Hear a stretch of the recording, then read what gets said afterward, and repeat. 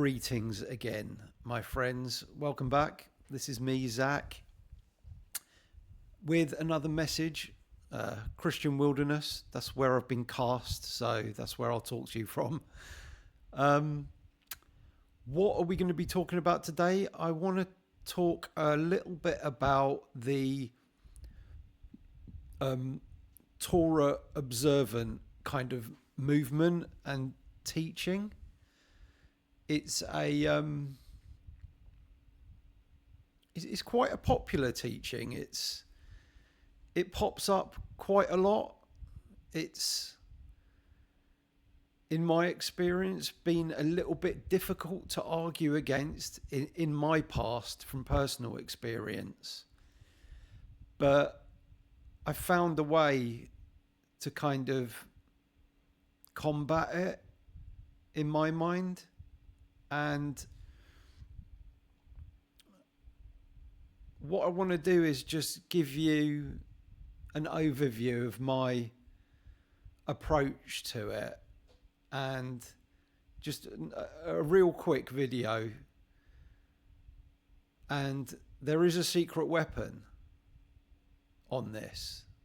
There's a secret weapon, and that secret weapon is fulfilled eschatology. It is full preterism, because the only way to show people who still believe that things are yet fulfilled is to show them that they're fulfilled. And part of the fulfillment is the fulfillment of the law and the prophets. So what I like to do, and actually what Torah Observant folks do, is they bring up this verse a lot. Matthew 5:18. For truly I say to you, until heaven and earth pass away, not one iota, not a dot, will pass from the law until all is accomplished. And, let me just say that I totally understand why these guys are saying, well, everyone keeps telling me that the new heavens and earth is yet future. So if you want to be loyal to Jesus and his word, then nothing's passed away from the law. Not a dot. So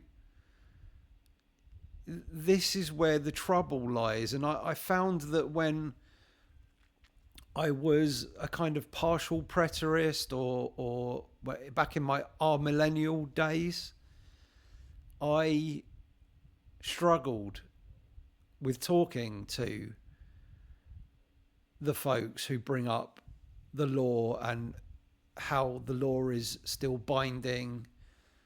I think that mainly there's two variants on this.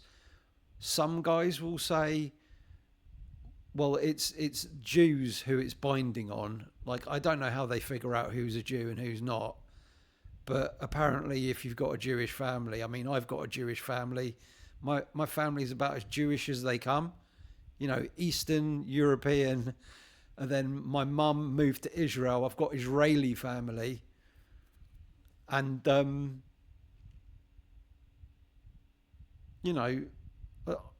we were not Torah observant at all, because you can't be, really. But what about someone who just converts to Judaism tomorrow? It's just a bit messy.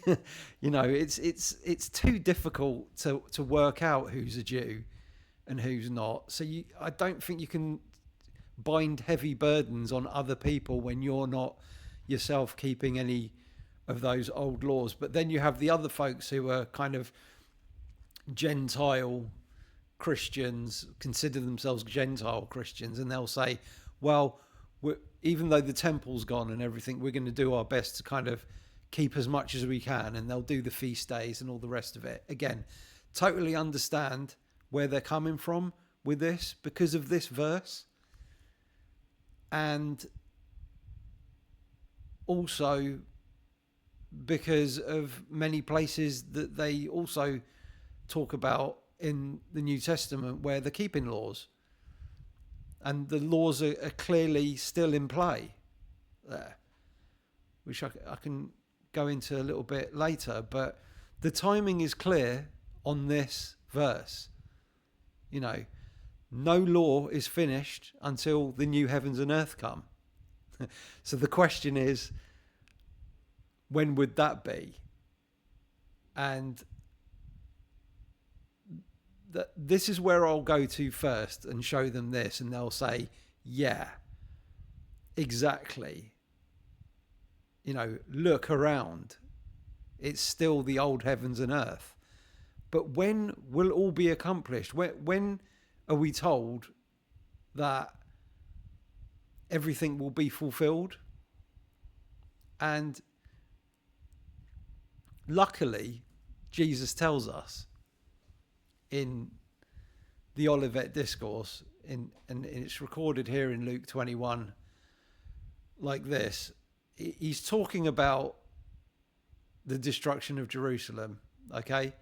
There's absolutely no denying it. It starts off with the disciples talking about, he's just described how the temple's going to come down.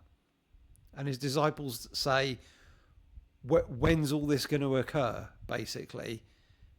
And so he talks about it a little bit, and then he says, for these are the days of vengeance, to fulfill all that is written. So then 10 verses later, he gives us a very, very clear time marker. He says, this generation will not pass until all has taken place. So we've got the destruction of Jerusalem. We've got the time marker. Okay.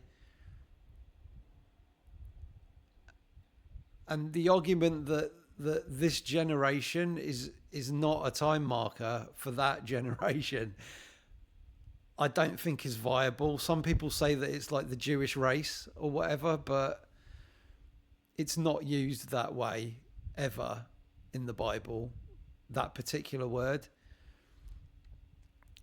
So what's Jesus talking about here? All that is written. You know, in the previous verse we just looked at, it talks about the law and the prophets, and the law, which is like a blanket term for their writings, right? We're not talking about like Greek mythology or all that is written outside of our covenantal framework, really. We're looking at the Israelite Hebrew writings, their writings. I think that's obvious. So we can't separate this fulfillment here from the fulfilling of the old covenant law and the prophets. You know, there's nothing new that Jesus foretold. It's all goes way back in the law, okay? All the way back to Deuteronomy 32,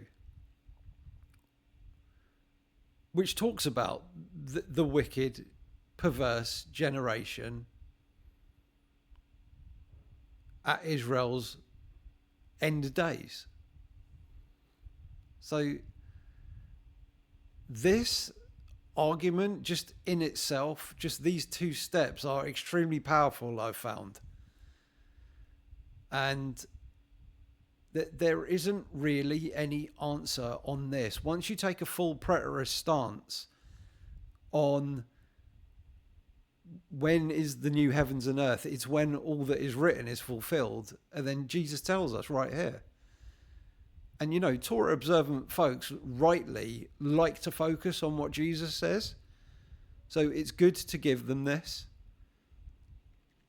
Like I said, in the past, I've struggled with this, but this way, there really is not much argument back. There's no logical argument you can give against this.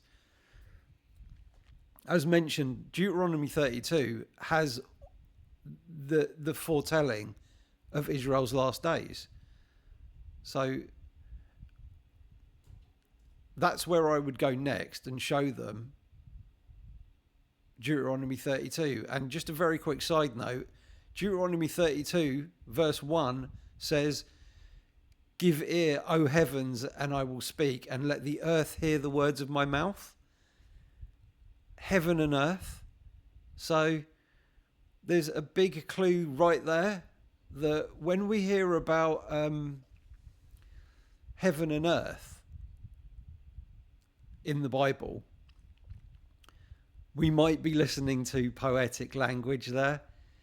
Moses there wasn't speaking to literal physical creation, like clouds, stars, planets, what have you, mountains, trees, birds. He was speaking to the covenant people. He was speaking to Israel there. Heaven and earth. The way I like to look at it, and I've heard other commentators speak about heaven and earth, is it's the kind of umbrella term for the covenant people, basically. The covenant relationship broadly between God and his people. Heaven's kind of talking about things higher up, like maybe high priests and the priests in general, the kind of stars of the old covenant. And the earth, possibly kind of things more below, like the more general mass of the covenant people. Heaven and earth, it's a very kind of temple typology there. So in Deuteronomy 32:29, it says if they were wise, they would understand this, that they would discern their latter end, right? So this is about Israel's last days. It's about their last end, right? And you know, I know that there are dispensationalist views out there which say that Israel hasn't had its last end yet, but according to Jesus, everything that was written in the law and the prophets would come about with the days of vengeance, clearly talking about the destruction of Jerusalem, which happened in 70 AD, right? So they didn't understand their latter end, did they? In the New Testament, Jesus constantly says, "People, your people of no understanding." Like in Matthew 16, when he says, he's talking to them about, they can detect the weather and all sorts, but they can't interpret the signs of the times. And he mentioned there that even an adulterous generation seeks for a sign, but no sign will be given to them except for the sign of Jonah. So I think these three steps are extremely powerful to combat the Torah observant view. Like, I don't want this to be like us against them, but I'm just trying to show you a position and a viewpoint that works very well. I'm a member of a few kind of Unitarian Facebook groups, and the Torah observant guys are quite prevalent in those kinds of groups for some reason. And after I became and adopted a full preterist kind of view, I found this very effective. Like, they were posting all the time about the law, about keeping the law. And after I started coming at them with this kind of view, those posts really, really dried up because they knew I would come back with this very, very powerful but simple argument. So, just to summarize it,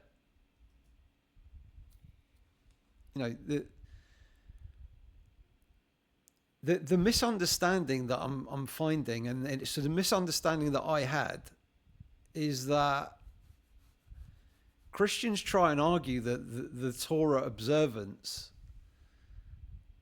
that the Jews were practicing in the first century, that Jesus did away with that during his ministry, or kind of on the cross, they might say. And it's a weak argument, I find, because it's very clear that nothing passed from the law till everything was fulfilled. And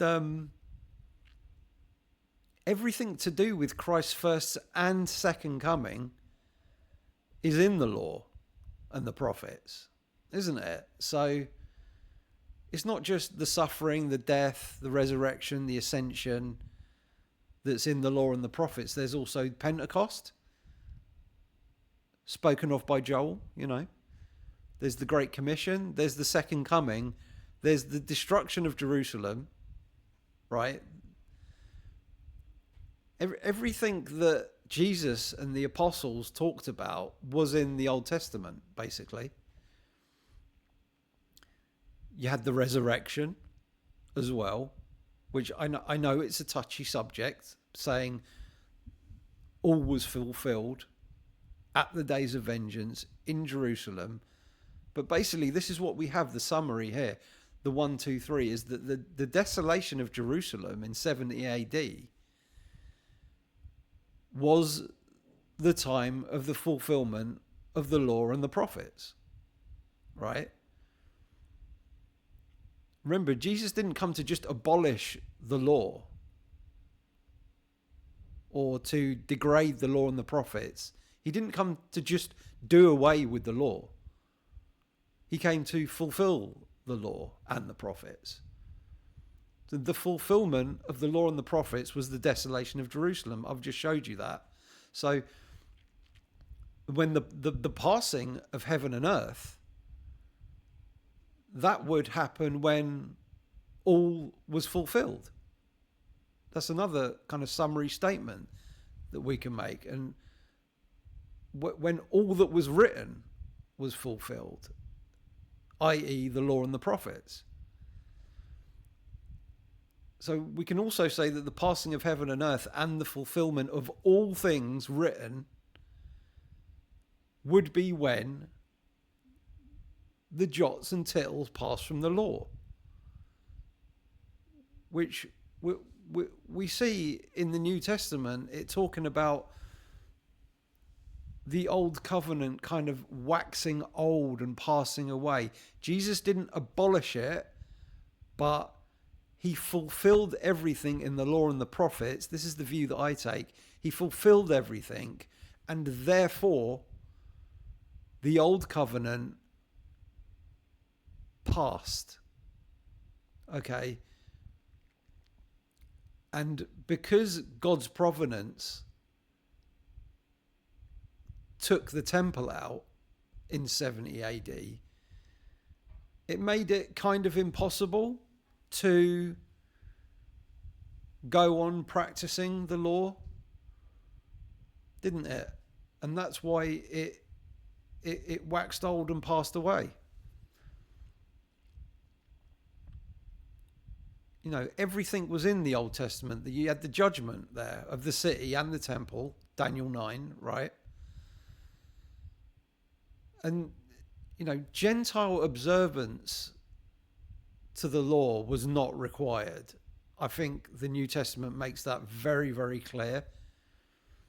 But for the Jews, the Old Covenant law remained intact until all was fulfilled at the days of vengeance. Okay. Remember in Acts 21 when the Apostle Paul came to visit Jerusalem, and I paraphrase here, but he was faced with this rumor that he was trying to teach all the Jews everywhere in the whole world. He was trying to teach them to forsake Moses, which is the law, right? I think it was Peter that confronted him with this and said, well, not confronted, but just told him about this rumor that was going around, that he was trying to nullify the law or whatever for Jews. And they took care of that right there and then, because Peter was like, you better go in and you take some guys with you and go to the temple and do all of the proper temple stuff. So he did. He went and did all the legal stuff in the temple, the whole washing of hands deal and all the rest of it. So Paul countered that straight away, Paul and Peter and the others, and they showed them that they're not like looking to break the law or anything. They knew that, because they were taught by Jesus, who said that not one jot or tittle would pass until everything was fulfilled. And they knew about the end of the age which was coming, which they would have understood as the Old Covenant age. I mean, I really don't understand why people will look at the Olivet Discourse as described by Matthew, and they'll say that the disciples are talking about they're asking about two different events in at the start, when they say, what will be the sign of your coming and the end of the age? Like, how would they have that? Like, people will say they were asking about the destruction of Jerusalem because he'd just been talking about that, but then they'll say, and they asked about the end of the Christian age, which is not even the age that they're living in. I mean, how would they even have any concept of an end of the Christian age? I don't know. I really don't know. To me, it seems quite obvious, like the end of the temple was the end of their age. They would see that as the end of an age. No, at least they would have seen it as the end of the Second Temple age, because there were previous ages, weren't there? All kind of in an umbrella of the Old Covenant age, but it was made up of ages, because they were exiled before, remember? The temple was completely destroyed before, so that was a pretty bad age. And then they were in this kind of their current age where they had their temple and all the laws were fully active and being observed, what they should have been. Jesus said that the Pharisees weren't doing everything that they should. And remember, Jesus said about the Pharisees, he was talking to his disciples, and he said to his disciples, do everything that they say, right? Which was the law, but not what they do, because they were breaking the law with their actions. So, Torah observant folks will quite rightly bring up stuff like that up and say, you can't say that Jesus abolished the law early on in his ministry, or even with his death or resurrection, because they were still practicing the law. So I can get into all the reasons why the law and the prophets were definitely not fulfilled at the cross in future videos. But I just wanted this to be like a quick overview for you to see that the best way to counter this, the Torah observant position, which in my understanding is wrong, it's a wrong position, is with fulfilled eschatology. Because it was at the coming of the Lord to accomplish all that was written, the second coming. Which to me, I mean, it's obvious to me now, but it wasn't before. even a couple of years ago, that the second coming of the Lord was when he said it would be, in that generation, at the days of vengeance. He told the Pharisees that they would see him coming in his kingdom. So I think that you will find this angle very, very effective in your discussions. It has been very, very effective for me. I'll do follow-up videos about Torah observance, because Jesus' burden is light, isn't it? And we don't need to be overly burdened with feast days and all the rest of it. Remember Paul's words: don't let anyone judge you on feast days, Sabbaths. And he said all of those are shadows of the good things that are about to come, right? So if they were still shadows at the time, so that just shows you again that people were observing everything, even when Paul was an apostle, which was later than the original apostles. So the feast days were all in place. Everything was still in place. That's my view, until, just like Jesus said, until those days of vengeance came and the temple was taken out of the way. If you think about the calamity of the temple being taken away, I mean, that was the final end to all of the records, wasn't it? Because they kept genealogical records in there in the temple of who had the right to be in the priesthood, right? The priesthood of Aaron. You had to have a certain bloodline. So it was a pretty definitive move on God's part, and obviously he deemed that it was necessary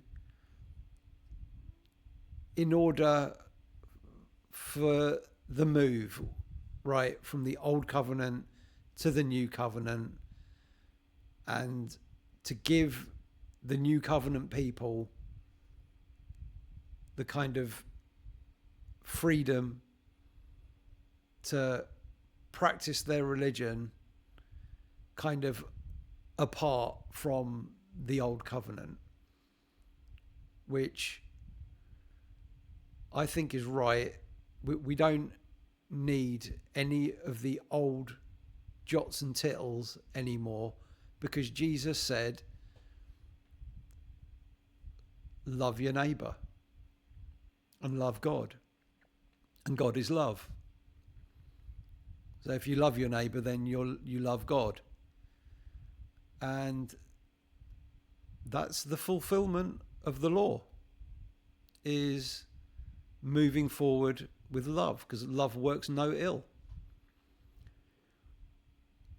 And against the fruits of the Spirit, which is all love related, there is no law, right?